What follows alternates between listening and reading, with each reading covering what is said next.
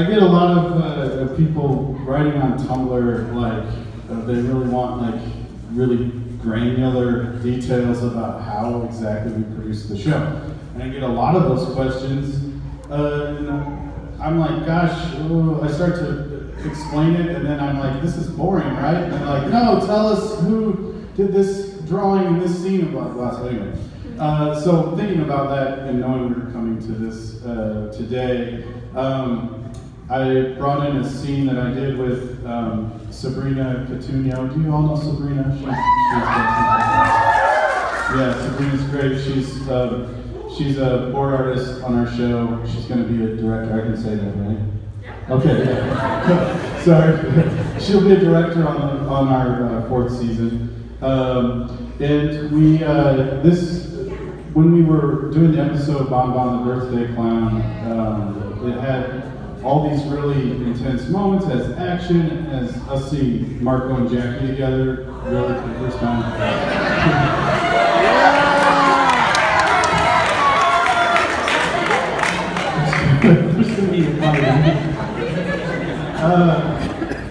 Anyway, so this scene was storyboarded like 3 or 4 times from the beginning until it ended up in this animatic.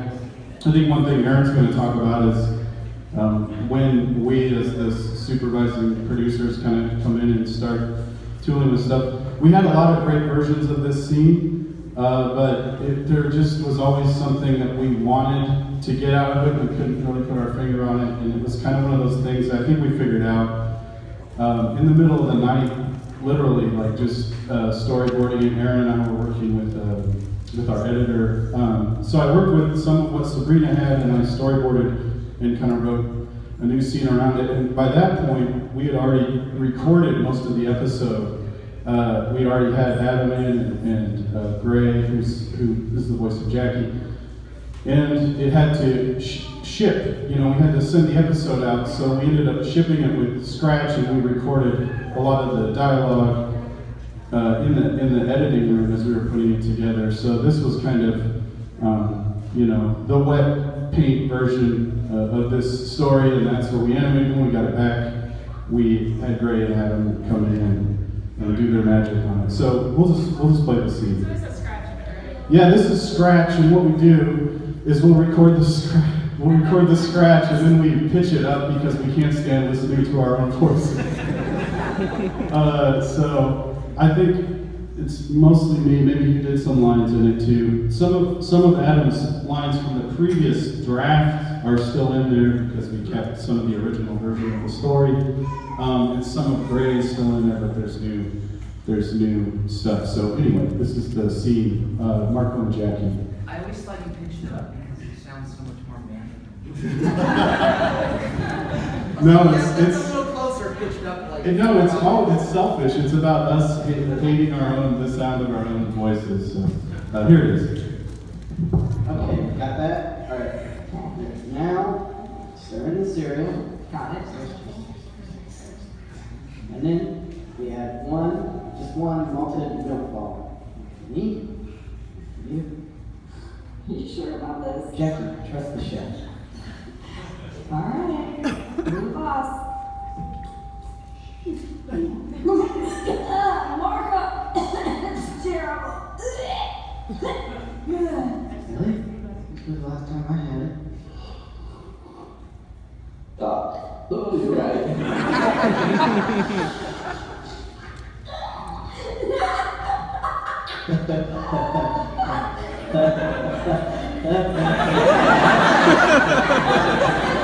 You're adorable when you laugh at yourself. Relax, dude. I'm relaxed.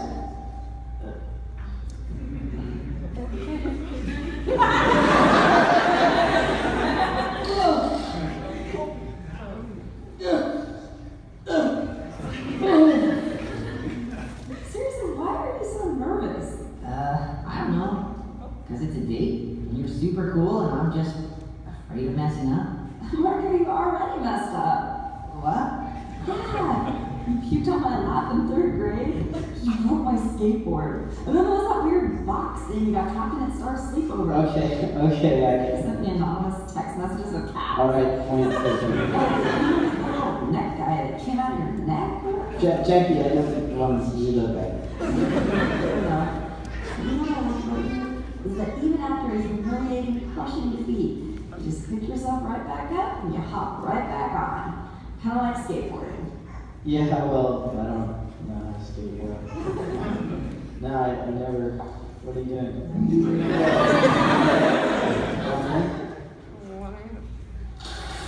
Well, No. What are you? Come on, no. Margo, you're gonna do Is that for me? No, okay. Margo, do it for me.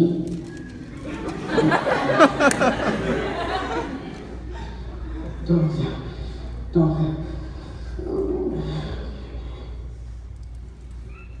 do you trust me? Yeah, I do. Okay, I'm done.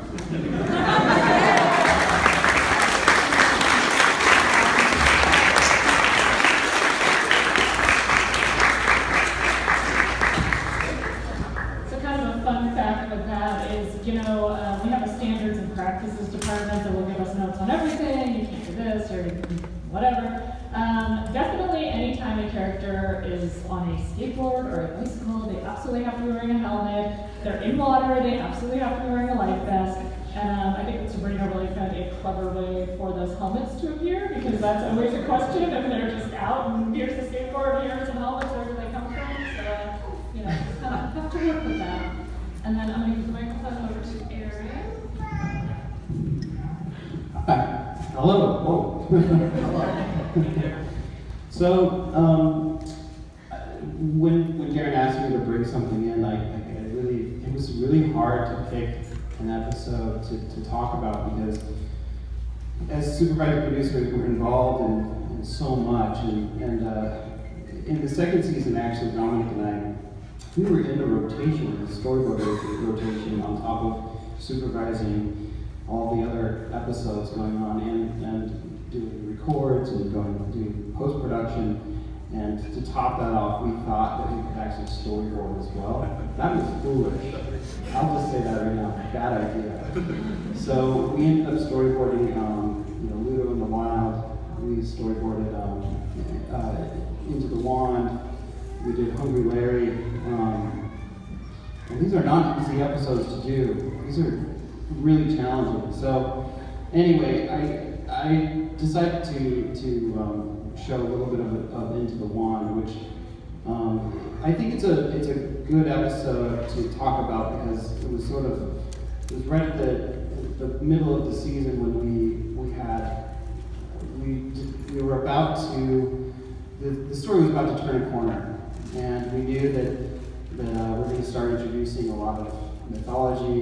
We're going to start to get into a little bit of the history of the Queens of Muni. We're going to hint at the presence of toffee. So there was a lot of really juicy material in there. So, and one of the things as I was looking at that episode, I realized was this story evolved right until the very, very end. And that's what happens with every episode that we do, is we write these outlines, and there's so much in there that we keep, but there's also a lot that we actually add to after that. So there are a lot of ideas, like, I don't know how well you guys remember that episode, but there was the element of Star going inside of her wand, and Gloucester tells her that the wand houses her memories. And she didn't really know what that meant, but the danger of that was that the longer she's in there, her memories her old memories are being replaced by new ones. And so all of a sudden, we came up with the idea that she would end up duplicating and end up replacing. She could potentially be replaced by herself, by memory of herself. Now these were things that didn't actually that weren't in the original outline. There were a lot of things actually that didn't come out until way later in the story. So anyway, do you want to play? Yeah, you can play. Yeah, do you want to play or would you go for Why don't you play that spot and then I'll talk about it a little bit more.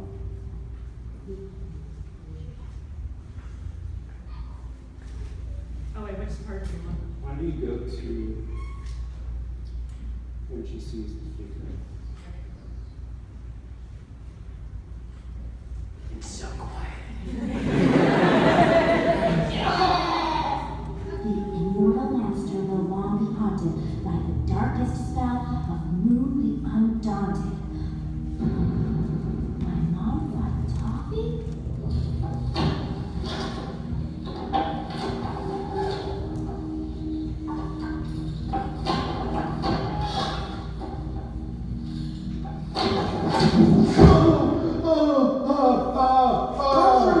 You're back! Sorry. No, it's fine. And did you find the thing that doesn't belong? Well, I found Marco's hoodie and my dad's chair and little Chauncey over there. But all these things belong in my memories. Listen, did you see yourself? Uh-huh. All right, that's not good. That's not good. We gotta get out of here. Step into my eyeball. Yes, that's what I said. Come on, come on. But I didn't fix my one.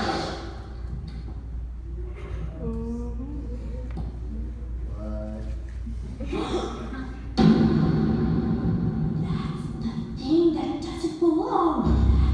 That's the thing that means it belongs. Stop. We've got to go now. Just flat.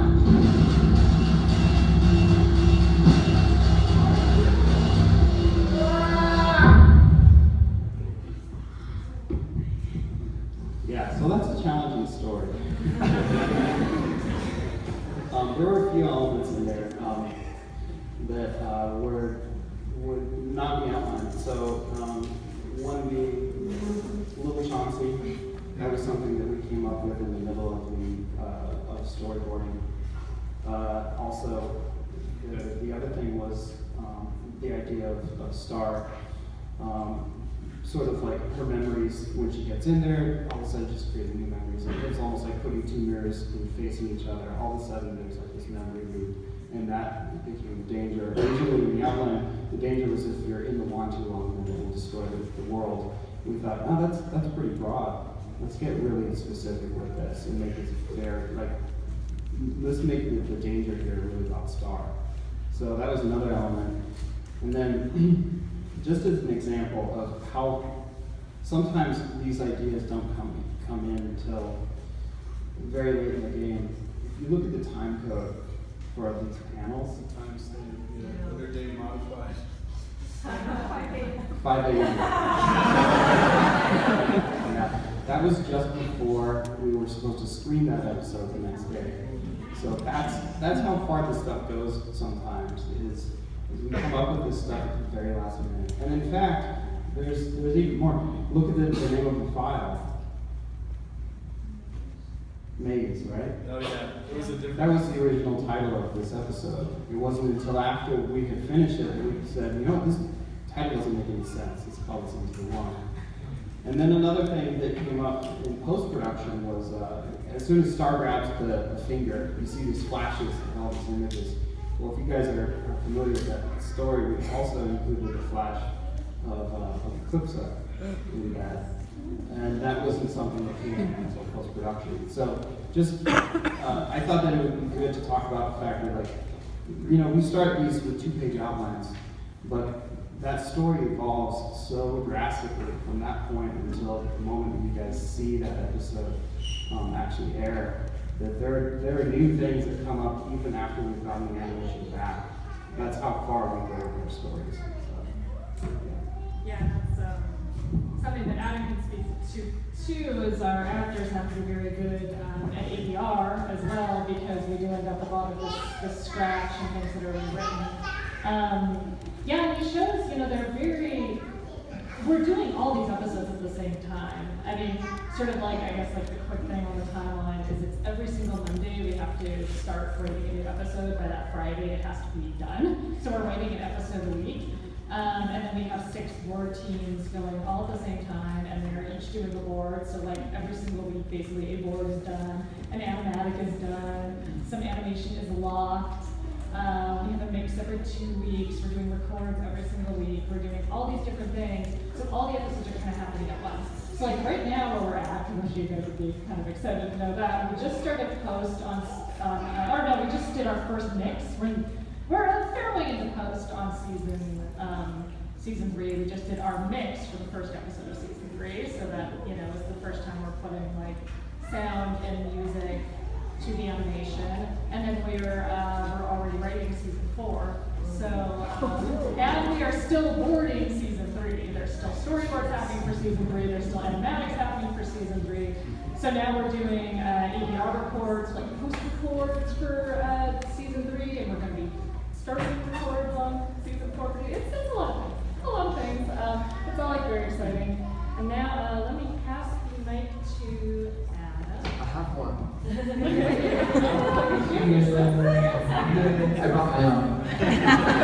It's a voice actor thing. We just bring my whatever. Actually, that's kind of true. I do have one. How's it going, guys? So, I love my job so much. We love you. Oh, thank you. So Darren asked me,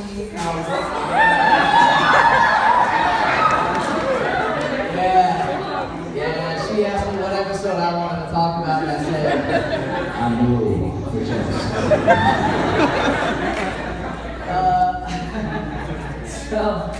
So actually, yeah, to speak about like what you were talking about as far as the process for me goes when I get called in to work on an episode, a lot of times I just have a script. There's a storyboard that they'll flip through. If something needs clarification, like if we need to know how loud Marco's yelling for Star or something like that, we'll like flip through the storyboard. But for the most part, it's just a script, and we'll do it a bunch of different ways, and then they take everything that I did and hopefully it works. And if it doesn't, once they get it back, and Dominic's gone in and redone all the lines that he hates that I did, That's not it. then I'll go in and record again and do what Darren said, which is ADR, which I literally can never remember what it means, but I always just think I always just say after done recording. Because I'm going back in after done recording. You know what? I don't know what it stands for. I think it's like automated digital. Automated dialogue replacement. Oh, thank you, Troy, everybody, Troy.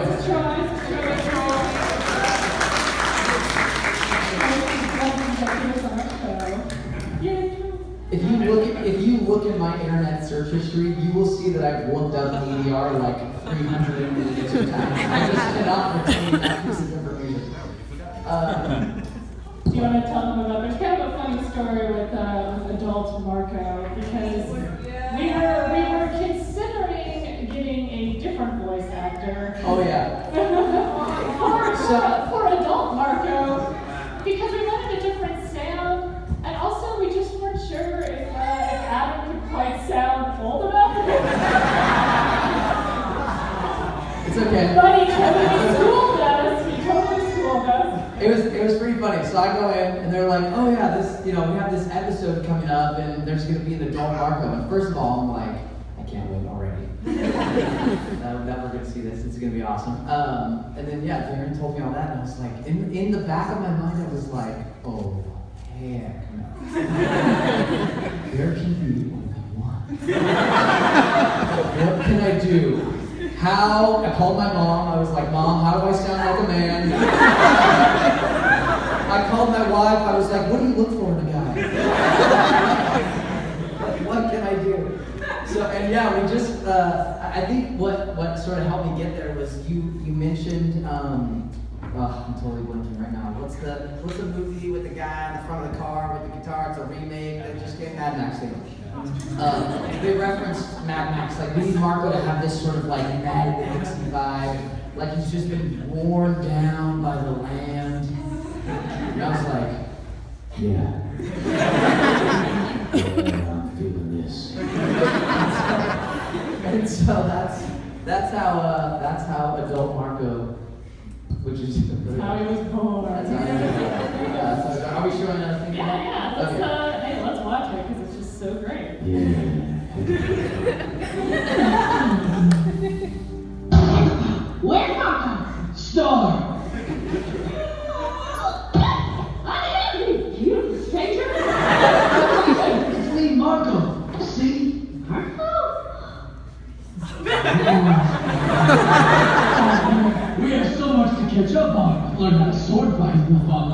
swoop in, and then jet skied off a waterfall. Isn't that cool? It took me 16 years, but I totally earned these scissors. 16 years? You've been gone from Earth for like 8 minutes. 8 minutes? I forgot to tell you that time passes differently in this dimension. Not sorry. No, this is good. It means you haven't missed anything back on Earth. Come on, use your new scissors to take us home. Yeah, about that.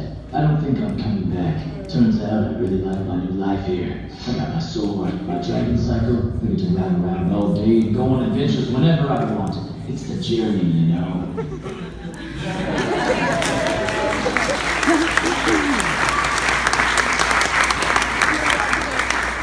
Yeah, so that episode was super fun for me. That part of the clip that we just showed to you, when we got to that part of the script, I had been thinking about it. I usually get my scripts maybe like a day ahead of time, so I always read through my scripts and I just, take note of anything that I need to make sure that I'm doing what I guess instinctually I would do, and then obviously I'm getting direction in the booth. But for that part specifically, when I read that, I'm like, oh, so Marco's got this like super hard exterior. He just gets finished giving this like epic speech to Hecapoo about how he's like, traveled all over and found, finally found her and all stuff.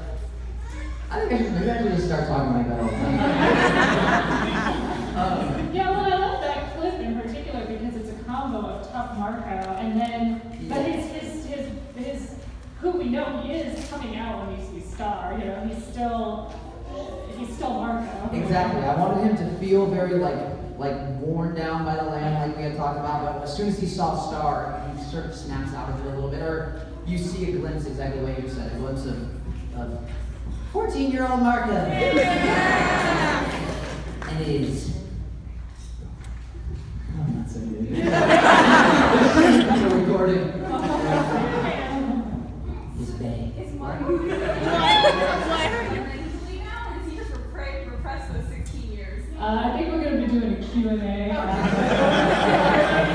Save that question so we can not answer it later.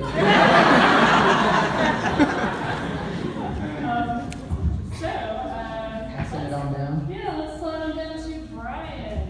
Brian is our composer.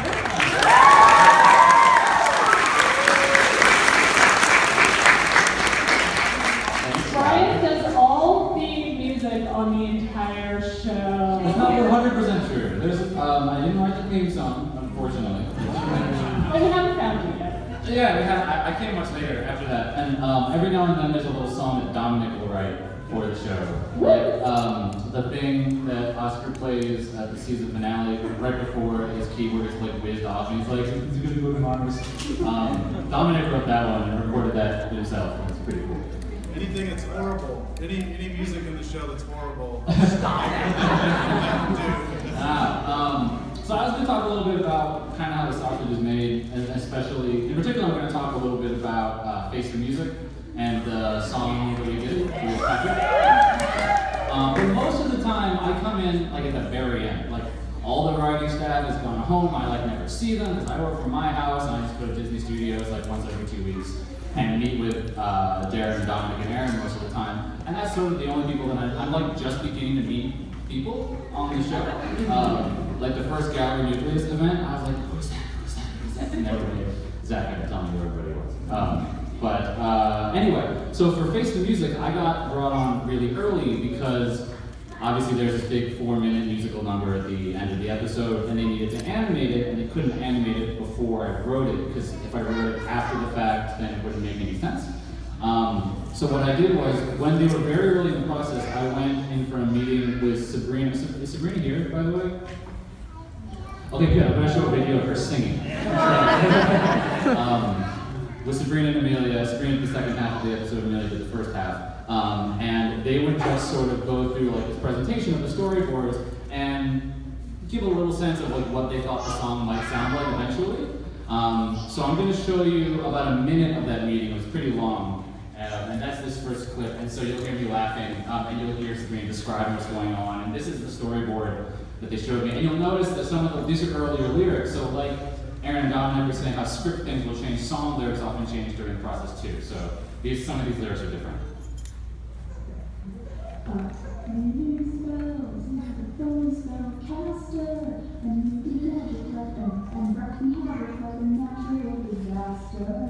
She lost her number one glass and wore the constant beat. She's got all of her crown, so hail to the queen. We're queen of course, people are sort of curious. And start that, because she was seen on the road, don't have a light. She's a thunderstorm, going through the night. So she's a shooting star and she's lighting up the sky. Look at this big fast time. These sessions are super curious, super pumped.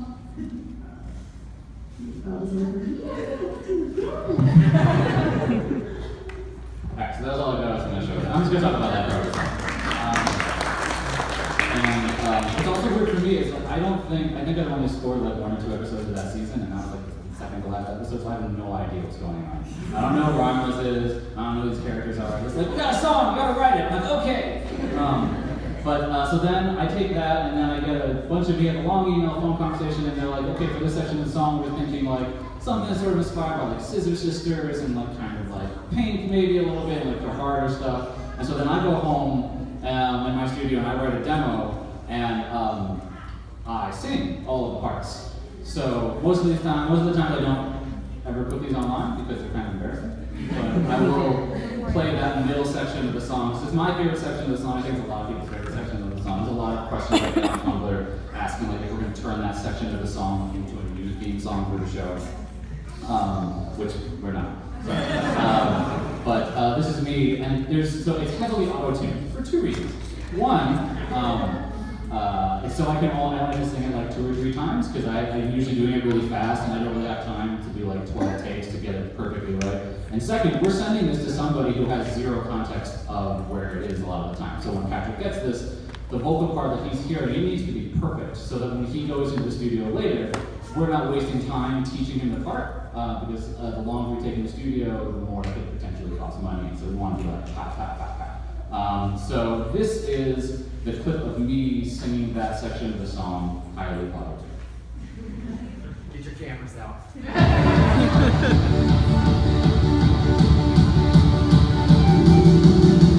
We did not check like a born spellcaster and wreaking havoc like a natural disaster. She walks her normal life and wore the constant beat. She's gonna earn her crown, so hail to the queen. 'Cause she's a rebel princess, she's the best. She's a ball of lightning in a heart-big dress. She's a thunderstorm running through the night. She's a shooting star and she's lighting up the sky. Notice this is different than what I ended up later. That's all I'll say about that.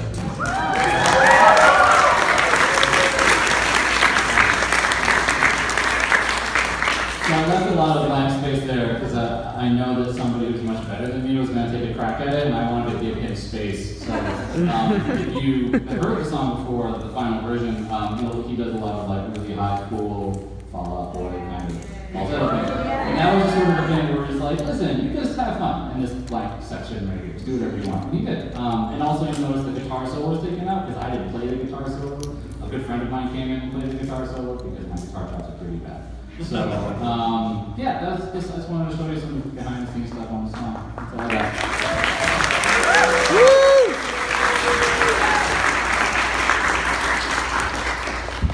All right, next we have Becky, who does character design on the stage.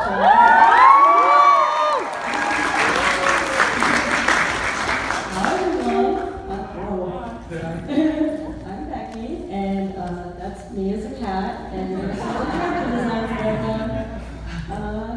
So yeah, like when Aaron was talking about outlines for each episode, me and the other character designer Stephanie are given the outline, and we go through with Darren and see what new characters there are, and we'll do we'll do concept art of like any new characters in the episode. So here's like the concept art for Huckapoo. So I think the outline just said like a girl made of fire or something like that. It was like fairly vague. So I did a whole bunch of versions and then showed them to Darren, and then she picked out the second one there. And then like, yeah, right there. Yeah, and as you can see, it was just spot on, totally perfect. That is exactly what Huckapoo ended up looking like.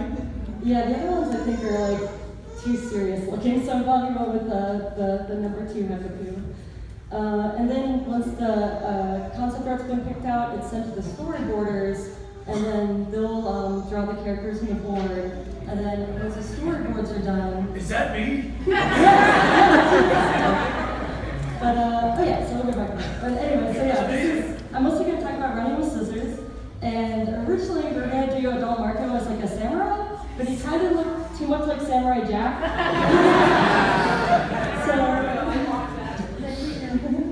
So we ended up going more with like a Mad Max kind of look.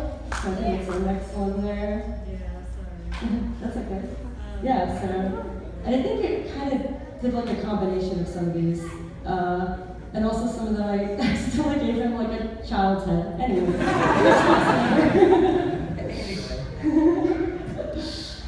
Yeah, so the concept art's given to the storyboarders, and then as you see the storyboards up top there, most of these were done by John Mathot and Gina Gress and Piero. I'm not going to say his last name, I don't know how to say it. Peluso? Peluso, yeah. Peluso, sorry. Peluso.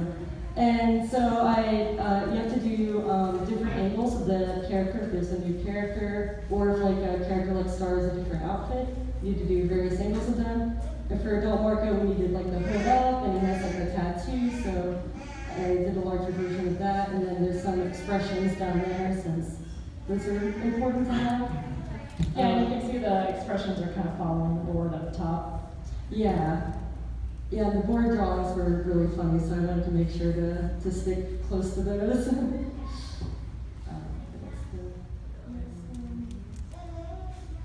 Oh yeah, and here's the dragon cycle, so I did 2 different versions of that. Nachos. Yeah, nachos. And definitely had to change the 666 to 667. And we went with B, but I think wings got added to it. So then in the next one, you'll see the turn of the dragon cycle. And yeah, see there's wings added to this version of it. The license plate is changed, and then there's like a side view of the face and the eyes closed. Just little things like that are set up in the animation studio. Yeah, and actually a little fun fact, the blood moon ball coming every 667 years. For the same reason that we couldn't do the 666. So we tried. It's a cooler number. It's tougher. Oh yeah, so there's also special poses which are needed if like the character's like in just like a weird angle, or the pose just seems like something that the overseas animation studio might have trouble with. Or like this one in particular was needed for the lighting, so lighting was very specific. And then there's like, I think there's a couple more special poses. Yeah, this is like another one that's needed for the lighting. And then also ones with characters interacting are important to do. Oh yeah, another one with lighting. Weird expressions like this. Like Gina did such a good job with the boards, I wanted to stick like fairly close to those. Yeah, we have to provide all this stuff for the studios when we go off model for RDK and Sugar Cube. We need to send those drawings, and of course, you know, like this is like, here's a stand-in for the walk, and yes. I have to give that to them. Yeah, there's a prop artist, so usually those are done by the prop artist, and I'll just like loosely draw it in there. Yeah, this is one of my favorite Star Special poses. Yeah, Gina's board was just so good. I just tried very hard to stick close to that. This is the most important drawing that I've ever done. So they called me in that day. They're like,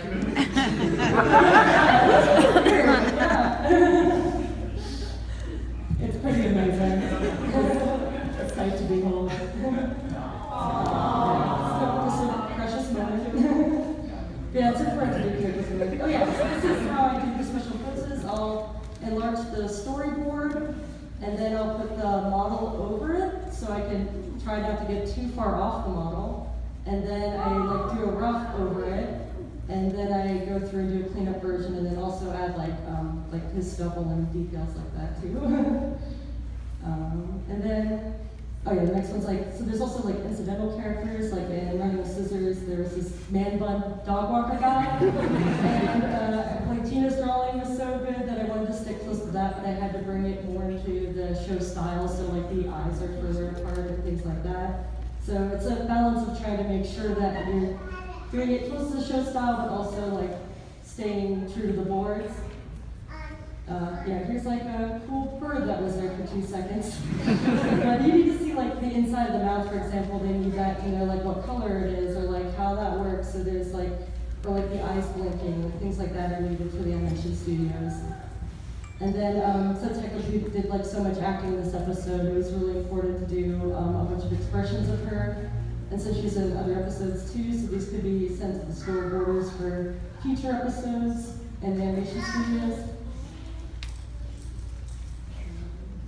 Oh yes, and crowd scenes. These are one of the harder things to do, but this one wasn't too bad because I could just copy and paste her most of it. little secret there. But so usually when the characters are close to the screen in crowd scenes, you do them pretty detailed, and then the further back they go, you do less detail, and like it's kind of hard to see, but like the last row is just like a silhouette of the crowd, and that's called a bubble crowd, because if you do each individual character, it just starts to look like a mess. So that's one way to do crowds. Oh, and size comps are also very important. So then you don't have the characters constantly changing sizes throughout the episode, because like a lot of the boarders aren't going to draw them the exact same size, and sometimes the size isn't really worked out until the models are done. So this is super important for the animation studios. And also mouth charts. So there was a mouth chart for Marco, but there needed to be a specific one for adult Marco. Because in this show, we actually do the jaws moving for the mouth charts, and a lot of shows don't do that. And since he had like a different jaw and he had the stubble, the mouth chart, there needed to be a new one made of like how that would work. And that's all. Thank you.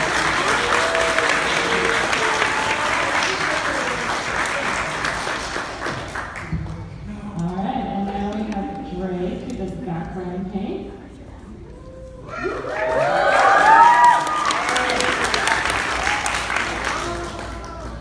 Hi. You guys are still awake? Alright. I'm here representing our amazing background department. We have 4 killer designers, we have an awesome art director, and then 3 other painters and myself. And one of those painters is the paint supervisor. So we're really lucky we get to play in this cool world that Darren has created. And the first season art directors, Justin and Josh Parpan, kind of built this great sandbox for us. So we're just trying to do the show proud and them proud. But I think that I have one of the coolest jobs on the show because I realize that I'm one of the few people who creates finished artwork.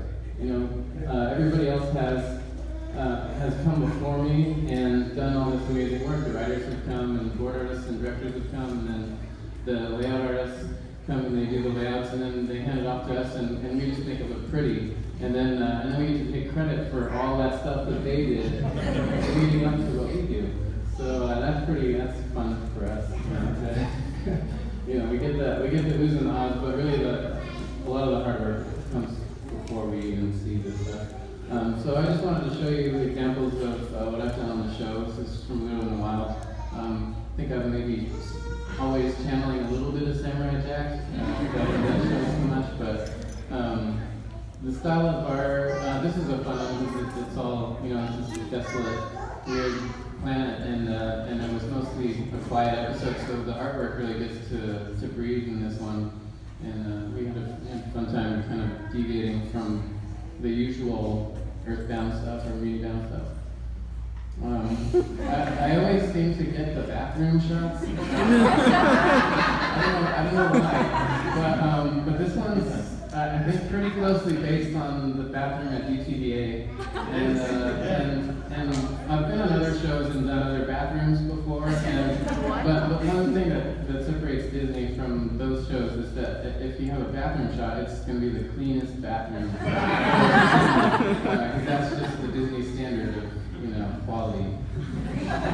But now it's the actual bathroom this is based off of, as clean as this. No, just in, not in reality, it's not really that clean. We're dealing with a fantasy universe here, people. We show you what we want to show you. Convenience store. Love all the cute details. Yeah, so on this one, if you have so many elements to try and manage, it's good to break it down into real simple lighting so that things don't get too busy.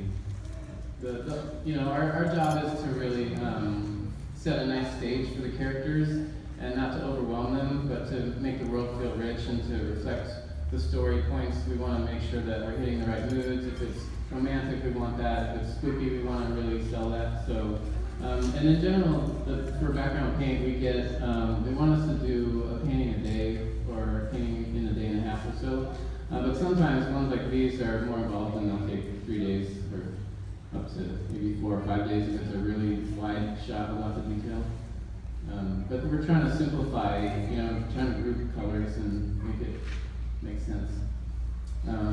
So a lot of these are when we're still earthbound in the episodes, but one of the coolest aspects of our show is that we get to go anywhere. Darren's created this awesome world where there's magic and we go inside wands and we get to go to other planets, and so as a painter, that's really fun because we're never bored. We always get to do something new and something fun. So this one I want to mention is dedicated to our line producer, whose name is Britta Reckman, and that was she forced us to put her name on the taco stand.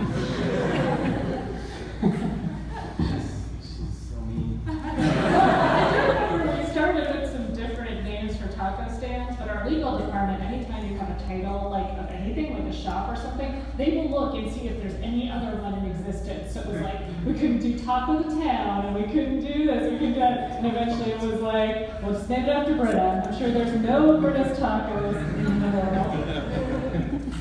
Doesn't really say authentic tacos to me. But it's hilarious. But there are a lot of Easter eggs like this in the show where it's just little call-outs to stuff that we think is fun. Let me know if I'm going too fast or if you want to stop when I exit. So our show kind of, from my point of view, I think the show is drawing from a few different references heavily. I would say a bunch of children's book illustration from the 60s is prevalent in the show style, but we're also looking at, I think backgrounds come from some Looney Tunes influence, and there's some Ivan Earl and some of that stuff, and just other animated shows, but I think the style was really born out of Josh Parpan's soul too. So as a painter, that's difficult at first to tap into somebody else's brain while you're working. You're trying to do your best version of them. So and then that's an example of us doing a paste up where the characters put in the background, make sure that he doesn't totally disappear. We always want, selfishly, the background team always wants our backgrounds to be the star. The star is supposed to be the characters, but we're always trying to push it.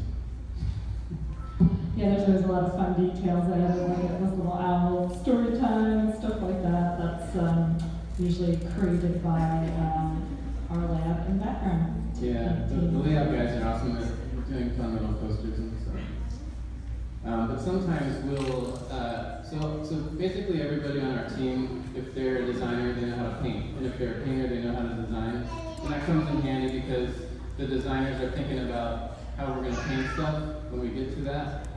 Actually, I should stop for a second. This one, I put in something that's important here in the next version of this one, is that we, when we're designing or when we're painting, we think about how the value structure is working, and so we'll check that as we go. We'll turn off all the color and make sure that the background works in black and white only.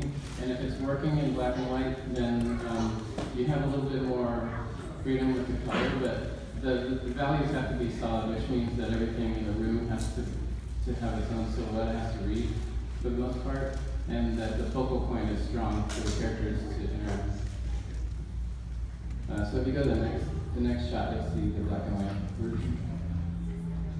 So that's what it looks like in black and white, pretty close to the color version of this thing.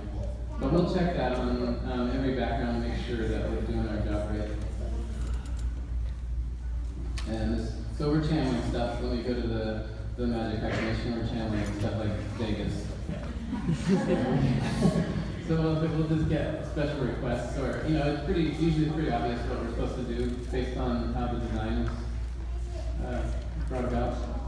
So here's so this one, when I was painting it, I really felt like I was channeling Looney Tunes a lot. Like there's something about it that feels like old Bugs Bunny, Looney Tunes cartoons to me, and I had a really fun time doing it.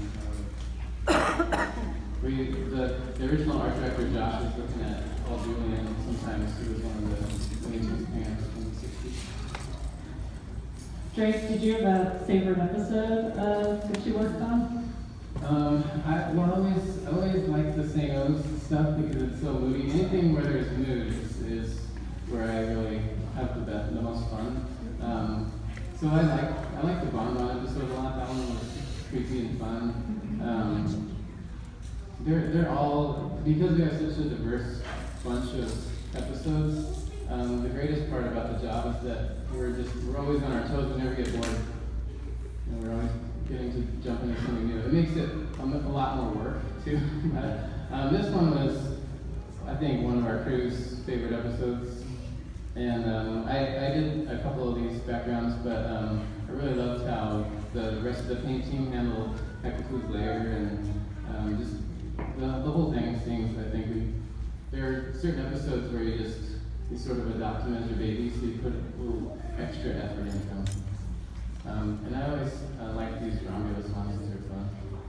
All the fractals and gems and stuff. So I put in part of what we do on the team too. This is a 3-step process for this location because there are all these characters trapped in the gems. And so that's the character designer and color stylist design path. Did you do those, Becky? Or did Oh yeah, Becky. Yeah, so those are Becky's awesome characters. And then one of the color stylists hit them, and then they gave them back to the paint team, and then Carrie painted them back into the crystal structures so that they're integrated. So hidden away. Yeah. So that's sort of the back and forth between the team a little bit. And then the next one is from a layout standpoint. This is what the layout artists do. They'll do black and white line art first. And usually they'll do a couple rough passes, and Israel will make his notes, and then the next phase is really nice for us. They do our shapes for us, so they'll lay in all the flat shapes, and then we just come in at the end and sprinkle our colors on, and then light them and make sure that the areas of the action are getting the most focus. So there's action by the door, and there's action at the bottom of the stairs in this episode, and so we've combined this whole scene into one long background, and we paint that for reference, and overseas we'll usually cut in on the areas that they need. Here's our little tribute to Lisa Frank, the queen of sparkles.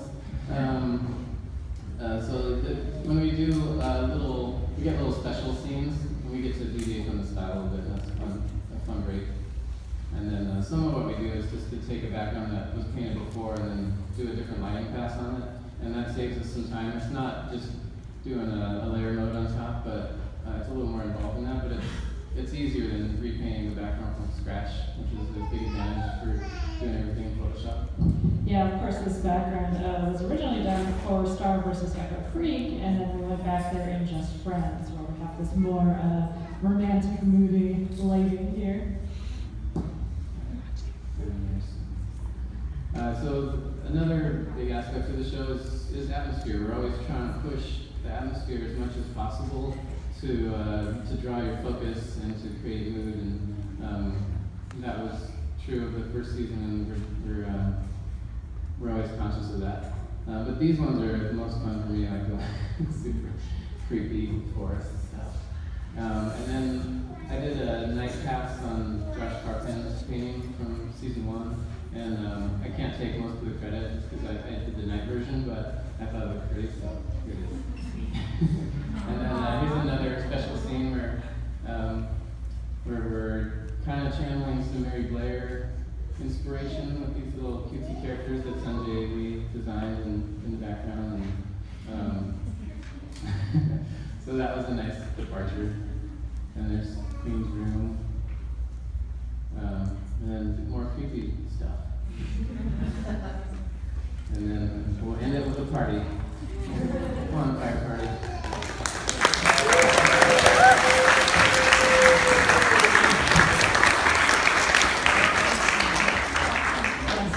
Okay, so now is the time where we're going to put away the cameras, put that down. We're not going we're probably not going to have to do sneak peeks and stuff in the future if anybody puts this online. So please. So yeah, everybody, no cameras, no. Okay, so you guys get to be the very special people that get to see the very first sneak peek of season 3.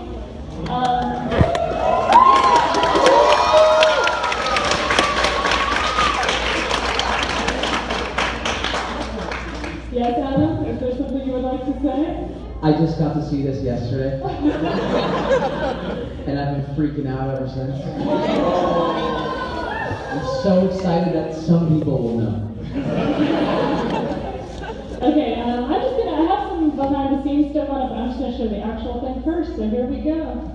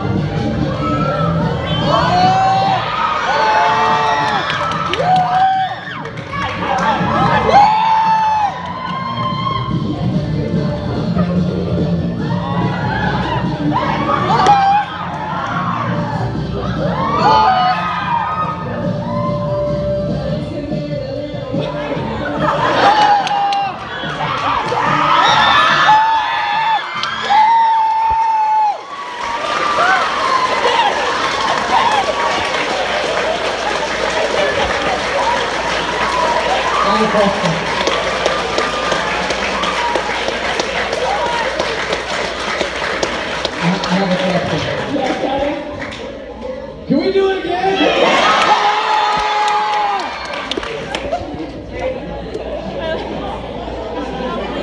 Do not take your phone out.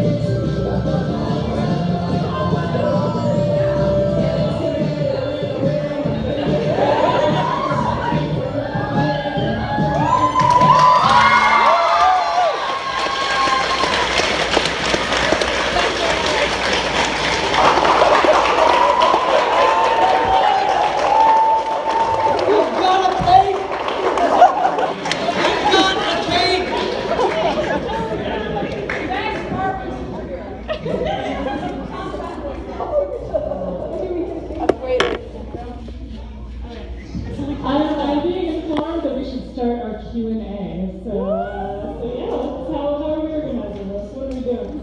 Also, I'm so glad you all liked the new opening.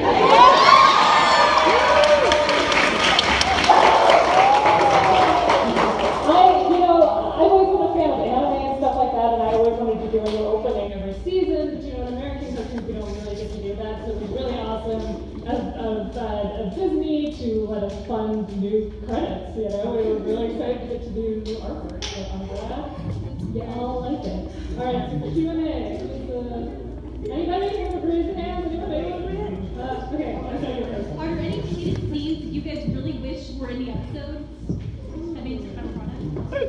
Anybody answer first? Oh, well, there's actually, I'm surprised nobody saw this, so people can go upstairs later on our wall. We had we actually got this back in animation. You know when Marco's like kissing the bicycle tire and Star on Wheels? So at first we had him kissing it a little bit more, and then Korea, whoever was animating it, really went to town. I mean, he is really making out with that bicycle tire. I thought it was so funny. The report up with you was like, no, that is not going in the show. So I did kind of miss it, and there's an image of it upstairs if you look hard on the wall. Yeah, actually, so I tweeted a stage direction from a script at one point, and all it said was licking noises. That's what it was from. It was from that scene where he was licking glasses. Okay,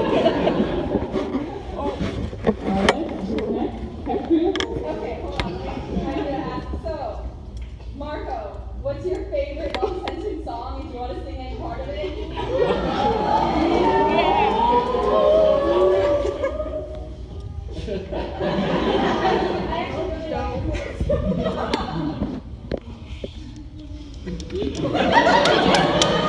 See, I think that's a question you should have asked Brian. What's your favorite Love Seven song? She wanted to the feeling. Oh my God, why am I saying this? Also feeling, but then I also like. I can read you in as Tom. Yeah! I'll read you in as Tom. Okay. I think. Yeah, I'm also too little. Actually, I gotta say, this was like the first time I got goosebumps on working on the show. I wasn't there when you and Ryder recorded friend enemies thing, and I just heard it. All right, let's try. Oh, girl, you know I never meant to hurt you. And when you said that I would never desert you, ooh, you were my angel, my beautiful dove. We spiraled high on a gust of love, and I knew right from the start nothing would tear us apart. Till the day you broke my heart, and now it's a little too late.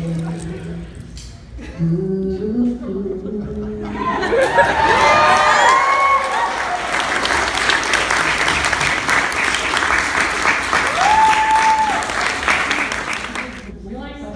Come over here. I have a question for you, Darren. What does it take to get into your position? Like, what degrees? Because for someone that wants to eventually also get into writing shows and creating characters and whatnot. I mean, I don't think you have to have a degree in anything, really, because the work speaks for itself in the animation jobs. For me, I went to Gallery for character animation, which I think did help quite a bit. But really, I think why it helps quite a bit is they have you make your own film every single year, and you have to do that process from start to finish. So you're writing it, you're designing the characters, you're designing the environment, you're storyboarding it, you're trying to find actors and recording it, you're actually animating it, you're doing the editing all by yourself, you're doing the whole film from start to finish, even if it's just 2 minutes, all by yourself. And I think that that's probably why a lot of people from CalArts in the animation program go to make their own shows, just because it's a little less daunting, I think, when you know how everything connects and you've actually gone through the process. So yeah, I would recommend trying to go to a place like CalArts where they have a program like that, or just make a film yourself. Your first one will be terrible, but then you keep making more, and each one gets a little bit better. And I think that just by forcing yourself to get over any fear of just starting and just doing it and not caring if it's bad, I think that's how you get better.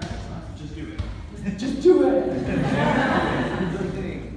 Do the thing. How about back there? Hand up if you have a gray or blue sweatshirt star. No, right here. You're looking behind you.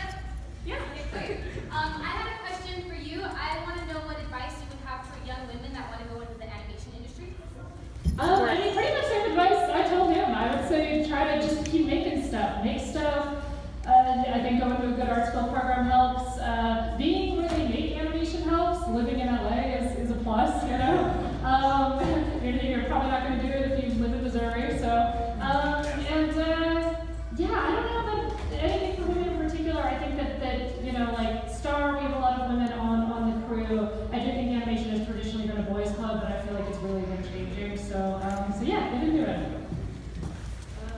There's a little star. There's a little star. Hello there, what is your question? I just want to know, in this season, is anyone going to die?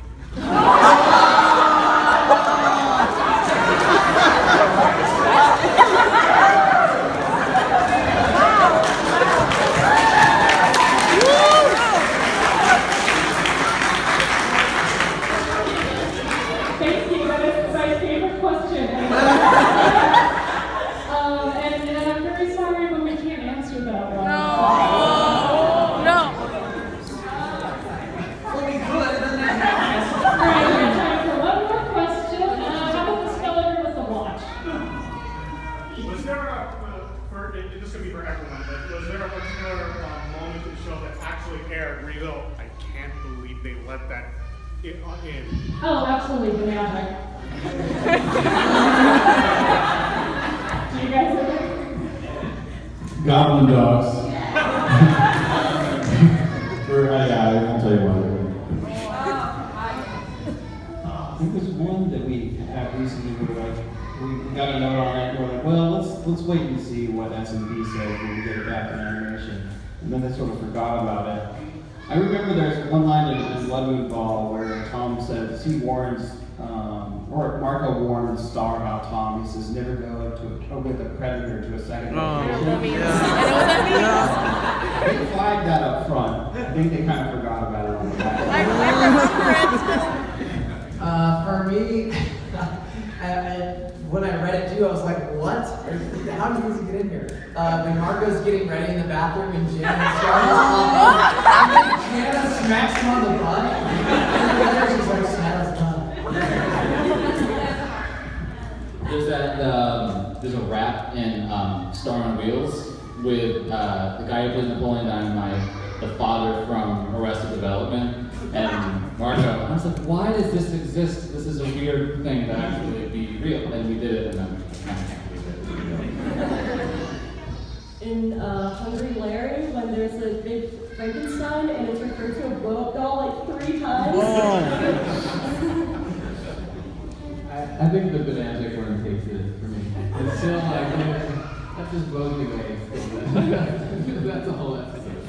By the way, the magic was banned in England. That was our one episode I think that has ever been banned. I think it's never been in England. They don't approve.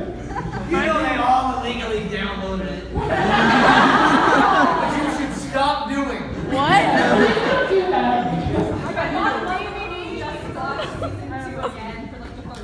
That's awesome. Thank you. Hey, it's all on Hulu, season 1 and 2. Yes, oh my gosh, just thank you for the desserts. They are amazing. The Marco, I can't even believe it. It's so beautiful. Actually, somebody told me about it. It's beautiful. My friend is friends with Lorraine on your staff, and we wanted to make a bunch of stuff, but she had a family thing, so we were working all morning, so I came a little late. So we made Marco sugar skull masks, and then we made the cupcake blast, which I saw was in the opening. So cool. And then we also made, we made Stars brownies, and we made them purposely look messy and stuff, but also I put in a bunch of fudge and it kind of collapsed the brownies, but I'm like, sorry to put a bunch of fudge in there. It's all so good. Okay, so we wrap up. Yes, please. I think now we're